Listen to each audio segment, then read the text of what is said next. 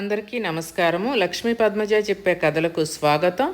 ఎవరైతే దసరాలోపు ఈ కథ వింటారో వారికి ఆ దుర్గాదేవి అనుగ్రహంతో పాటు కోరిన కోరికలు ఆ తల్లి వెంటనే తీరుస్తుంది. తప్పకుండా ఈ కథ వినండి. దసరా పండుగ అనేది హిందువులకు ఒక ముఖ్యమైన పండుగ. ఆశ్వయుజ శుద్ధ పాడ్యమి నుండి ఆశ్వయుజ శుద్ధ నవమి వరకు 9 రోజులు దేవీ నవరాత్రులు, 10వ రోజు విజయదశమి కలిసి దసరా పండుగ అంటారు. ఇది ముఖ్యముగా శక్తి ఆరాధనకు ప్రాధాన్యత ఇచ్చే పండుగ. ఈ పండుగకు నవరాత్రి, శరన్నవరాత్రి అని అంటారు. శరదృతువు ఆరంభంలో వచ్చే పండుగ కనుక ఈ పేరు వచ్చింది. అయితే ఈ దేవీ నవరాత్రులు వచ్చేలోపు ఈ వీడియో మీరు చూస్తే చాలు, అమ్మవారి అనుగ్రహం పూర్తిగా మీకు కలుగుతుంది. దేవీ నవరాత్రులలోపు లేదా దేవీ నవరాత్రులలో ఈ వీడియో మీ కంట పడింది అంటే అదృష్టం మీ తలుపు తట్టినట్టే. ఎన్నో జన్మల పుణ్యం ఉంటే తప్ప ఈ కథను మీరు వినలేరు, ఈ వీడియో చూడలేరు. ఈ వీడియో చూసినా, ఈ కథలు విన్నా కోటి జన్మల పుణ్యం అనేది మీకు వస్తుంది. అన్ని శుభాలు జరుగుతాయి. మీరు ఏ పని తలపెట్టినా కూడా అన్ని విజయాలే జరుగుతాయి. మీకు విజయదశమి లోపు గనక మీరు ఈ కథ విన్నారు అంటే విజయం మీ వెన్నంటే ఉంటుంది. కొందరు ఈ పండుగకు మొదటి 3 రోజులు పార్వతీదేవికి, తర్వాత 3 రోజులు లక్ష్మీదేవికి, తర్వాత 3 రోజులు సరస్వతీదేవికి పూజలు నిర్వహిస్తూ ఉంటారు. ఈ సమయంలో పూజలో విద్యార్థులు తమ పుస్తకాలను ఉంచుతారు. ఇలా చేస్తే విద్యాభ్యాసంలో విజయం లభిస్తుందని విశ్వసిస్తారు. సామాన్యులే కాక యోగులు నవరాత్రులలో అమ్మవారిని పూజిస్తారు. ముఖ్యంగా శాక్తేయులు దీనిని ఆచరిస్తారు. హైందవ మతంలో దేవుడికి ఎంత ప్రాధాన్యత ఉందో ప్రకృతికి అంతకు మించిన ప్రాధాన్యత ఉంది. ఎందుకంటే ప్రకృతి లేనిదే మనిషే లేడని మనకు తెలుసు. అందుకే ఈ తత్వాన్ని శక్తి అని పిలుచుకుంటాము. మన దృష్టిలో శక్తి అంటే కేవలం ఒక పదం మాత్రమే కాదు, అది చలనానికి ప్రతీక. ఆ శక్తిని భిన్న రూపాలలో, భిన్న పాత్రలలో ఆరాధించే సందర్భమే దేవీ నవరాత్రులు. నవరాత్రి పదంలో నవశబ్దం 9 సంఖ్యను సూచిస్తుంది. నవరాత్రులను అహోరాత్రులు అని ధార్మిక గ్రంథాలు వివరిస్తూ ఉన్నాయి. అంటే 9 పగళ్ళు 9 రాత్రులు నిర్వర్తించే దేవీ పూజకు ఒక ప్రత్యేక విధానం ఉంది. ఆశ్వీజ శుద్ధ పాడ్యమి నుండి ఆశ్వీజ శుద్ధ నవమి వరకు 9 రాత్రులు 9 పగళ్ళు అమ్మవారిని పూజించటం ప్రశంస్తంగా చెప్పబడుతుంది. దీనిని శరన్నవరాత్రులు లేదా దేవీ నవరాత్రులు అంటారు. నవరాత్రి వాస్తవానికి ఋతువుల సంధికాలం. ఈ సమయంలో సృష్టికి కారణమైన మహామాయ తీవ్ర వేగం కలిగి ఉంటుంది. పూజాదుల చేత ఆమెను ఆహ్వానించటం సులభ సాధ్యం. కాబట్టి ఈ సమయంలో 9 రోజులు నవదుర్గలను నిష్టగా పూజించే ఆరాధకులకు దేవి అనుగ్రహం లభిస్తుంది. నవరాత్రులలో రాహుకాల వేళ రాహుకాల దీపం వెలిగించాలి. ఇలా చేయటం వల్ల రాహువు యొక్క ప్రతికూల ప్రభావం తగ్గి దోష నివారణ జరుగుతుంది. లలిత సహస్రనామాలు, దుర్గా సప్తసతి పారాయణం చేసే భక్తుల కోరికలు కూడా ఇట్టే నెరవేరుతాయి. రోగపీడలతో బాధపడేవారు, జాతకములో అపమృత్యు దోషం ఉన్నవారు ఈ 9 రోజులు నియమం తప్పకుండా దేవీ ఆరాధన చేయటం శుభకరం. ఇక ఈ దేవీ నవరాత్రులు వచ్చేలోపు లేదా దేవీ నవరాత్రుల్లో ఈ కథలు వింటే చాలు, లెక్కలేనంత అదృష్టం, ఐశ్వర్యం మనకు వస్తాయి. ముఖ్యంగా ఆ దుర్గాదేవి యొక్క అనుగ్రహం కలుగుతుంది. అమ్మవారి అనుగ్రహం కలగాలి అంటే ఖచ్చితంగా అమ్మవారి లీలలను తెలుసుకోవాలి. ఒకసారి మహిషాసురుడు అనే రాక్షసరాజు బ్రహ్మదేవుని ధ్యానిస్తూ ఘోరమైన తపస్సు చేశాడు. చాలా కాలం ఆ రాక్షసుడు తపస్సు చేసిన తర్వాత బ్రహ్మదేవుడు ప్రత్యక్షమయ్యాడు. ఆ ఘోరమైన తపస్సు చూసి బ్రహ్మదేవుడు మిక్కిలి సంతోషించి ఏదైనా వరం కోరుకోమని మహిషాసురుని అడిగాడు. కపట బుద్ధితో ఉన్న మహిషాసురుడు ఎప్పటికీ చావు లేకుండా వరాన్ని ప్రసాదించమని బ్రహ్మదేవుని వేడుకున్నాడు. అప్పుడు బ్రహ్మదేవుడు, నాయనా, పుట్టిన ప్రతి జీవికి మరణం తప్పదు, మరేదైనా వరం కోరుకో అని అనటంతో మహిషాసురుడు ఇలా ఆలోచించసాగాడు. మరణాన్ని తప్పించే వరం ఎటు పొందలేకపోయాను, కానీ మరణాన్ని పొందకుండా ఉండడానికి మరే విధమైన మార్గాలు ఉన్నాయా అన్నట్లుగా ఆలోచించి, స్త్రీలు పురుషులతో సమ ఉజ్జీలు కాదు కాబట్టి వారు మృదు స్వభావం కలవారు, కాబట్టి వారితో ప్రాణహాని ఉండదు, కాబట్టి వరాన్ని ఈ విధంగా కోరుకుంటే బాగుంటుంది అని ఆలోచించి ఓ బ్రహ్మదేవ, స్త్రీ చేతులలో మాత్రమే మరణం ఉండేటట్లు నాకు వరాన్ని ప్రసాదించు దేవా అని కోరుకున్నాడు. అప్పుడు అటులనే తదాస్తు అని మహిషాసురుడు కోరుకున్న వరాన్ని అతనికి ప్రసాదించి అక్కడి నుంచి అదృశ్యమయ్యాడు. బ్రహ్మదేవుడు మరణమే లేని వరం పొందాననే ఆనందంతో మహిషాసురుడు తన రాజ్యానికి తిరిగి వెళ్ళిపోయాడు. కొంతకాలానికి ఆ రాక్షసుడికి ఒక దుష్టమైన ఆలోచన వచ్చింది. అది ఏమిటంటే, పురుషులతో తనకు మరణం లేదు కాబట్టి దేవతల లోకమైన అమరావతి మీద దండయాత్ర చేయాలని అనుకున్నాడు. వెంటనే సైనికులతో, సైనికులారా, విజయకాంక్షతో చెలరేగి ఆ స్వర్గలోకాన్ని తుతుముట్టిద్దాం అంటూ ఇంద్రలోకంపై దండెత్తాడు. ఈ విషయం తెలుసుకున్న ఇంద్రుడు చాలా కోపంతో తన సైనికులను కూడా యుద్ధానికి సమాయత్తం చేసి రణరంగానికి పయనమయ్యాడు. చాలామంది రాక్షసులు ఇంద్రలోకంపై దండెత్తినప్పటికీ విజయం సాధించలేకపోయారు. కానీ ఈసారి ఆ భయంకరమైన యుద్ధంలో ఇంద్రుడు మహిషాసురుని చేతిలో పరాజయం పాలై స్వర్గలోకం విడిచిపోయాడు. ఇంద్రలోకాన్ని అధిష్ఠించిన మహిషాసురుడు విజయ గర్వంతో ఇంకా చెలరేగిపోయాడు.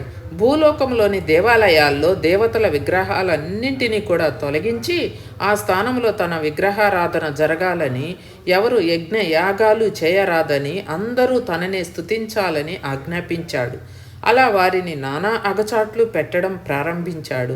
మహిషాసురుని విపరీత కృత్యాలకు వేగలేని ఋషులు, మునులు, దేవతలు కలిసి ఆ బాధల నుండి విముక్తి పొందడానికి కైలాసానికి వెళ్ళి కైలాసనాథుడైనటువంటి ఆ బోళాశంకరుడికి మహిషాసురుడి ఆకృత్యాలు వివరించారు.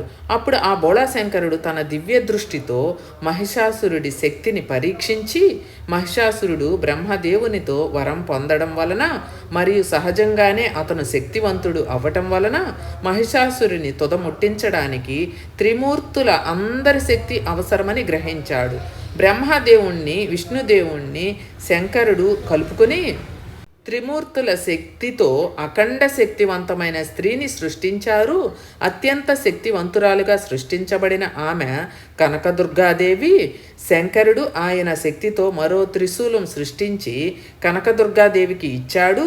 కృష్ణ భగవానుడు తన విష్ణు చక్రాన్ని, ఇంద్రుడు తన వజ్రాయుధాన్ని, మిగతా దేవతలు వారి వారి ఆయుధాలను కనకదుర్గాదేవికి ఇవ్వగా సర్వశక్తివంతమైన కనకదుర్గాదేవి ఉగ్ర రూపురాలై గర్జించే సింహాన్ని తన వాహనముగా చేసుకుని రణరంగానికి పయనమైంది.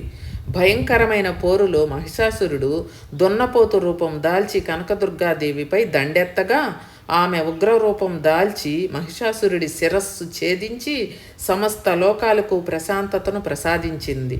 చెడుపై మంచి పొందిన విజయము కనుక దీనిని విజయదశమిగా మనం జరుపుకోవటం ఆనవాయితీగా వస్తుంది. 9 రోజులు ఘోరమైన యుద్ధం తర్వాత విజయం సిద్ధించినది కాబట్టి ఈ పండుగని మనము నవరాత్రులుగా కూడా పిలుచుకుంటూ ఉంటాము. అమ్మవారి శక్తిని తెలిపే మరొక కథ కూడా ఉంది. ప్రాచీన కాలమున హిరణ్యక్ష వంశంలో దుర్గాసురుడనే రాక్షసుడు పుట్టాడు.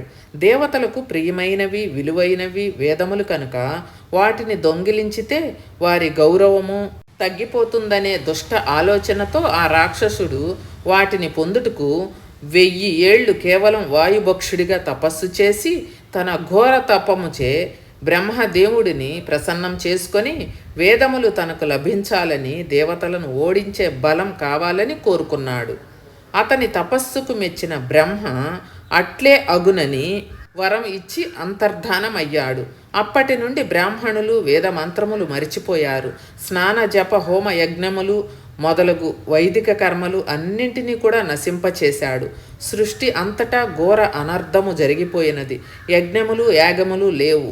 అనేక సంవత్సరాలు వర్షాలు లేక పంటలు ఎండిపోయాయి. ఘోర కరువు చుట్టుముట్టి నీరు ఒక్క చుక్క కూడా లేక మనుషులు, పశువులు ప్రాణాలను విడిచిపెడుతూ ఉన్నాయి. శవాలు గుట్టలుగా పేరుకుపోతున్నాయి. రాక్షసులు అహంకారంతో దేవతల అమరావతిపై పడి చుట్టుముట్టారు.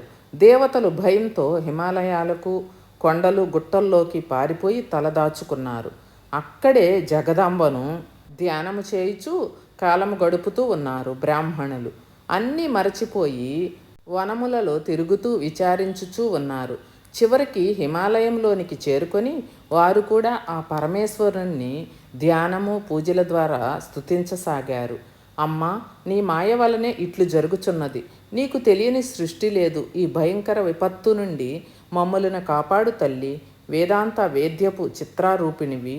సకల ఆగమశాస్త్రములు సతీ సతీ అని నిన్ను స్తుతించుచున్నవి. అమ్మ భగవతి శరణం శరణం అని వారందరూ కూడా పిలుచుచున్నారు. కరుణమయురాలైన ఆ మహేశ్వరి అఖండ తేజముతో అనంత నేదివ్య రూపమున వారికి దర్శనమిచ్చెను. కన్నులు నీలి కమలములు వలె ప్రకాశించుచున్నాయి. ఆ దేవి చేతిలో బాణములు, కమల పుష్పములు, చిగురుటాకులు, కూరగాయలు ఉండెను. ఆకలి దప్పులు తొలగించే శాకములు, ఖాద్య పదార్థములు, రసభరితమైన ఫలములు ఆమె హస్తముల యందు శోభితమై ఉన్నవి. గొప్ప ధనస్సు కూడా ఉన్నది. సహస్ర కోటి సూర్యకిరణాల తేజోరూపంతో ఆ కరుణామయి అనంత నేత్రముల నుండి నీరు ఉప్పొంగసాగెను. 9 రాత్రులు దేవి కన్నుల నుండి వెలువడిన ఆ జలధారతో ప్రాణులన్నీ కూడా సంతృప్తిని చెందాయి. నదులు సముద్రములో నీటితో నిండి కళకళలాడెను. దాగి ఉన్న దేవతలు బయటికి వచ్చారు. వారు కూడా ఆ పరమేశ్వరుని మనస్పూర్వకముగా కన్నీట జనములతో శరణాగతిని వేడారు. అనేక విధముల స్తుతించారు. వారి శక్తిని తిరిగి ఇవ్వమని, వారిని కాపాడమని వేడుకున్నారు. ఆ పరమేశ్వరి కరుణామయి వారి దినమైన ఆలాపలను విని కరిగిపోయెను. అనేక శాకములను, రుచికర ఫలములను, అన్నమును ఇచ్చి పశువులకు కొంత తృణములను వసంగెను. అందుచే ఆమెను వారందరూ శాకాంబరి అని పిలిచిరి. వేల కొలది కన్నులతో జలమును వసంగినది కావున ఆమెని శతాక్షి అనే నామముతో పిలిచిరి. దుర్గాసురుడికి ఆ వార్త తెలిసింది. వెంటనే వాడు అంతులేని సైన్యముతో దేవతల పైకి యుద్ధములకు వచ్చెను. కానీ ఆ దేవి నలువైపుల నుండి తేజోమయి చక్రముచే దేవతలను కాపాడుతూ దుర్గాసురుడితో యుద్ధము కొనసాగించెను.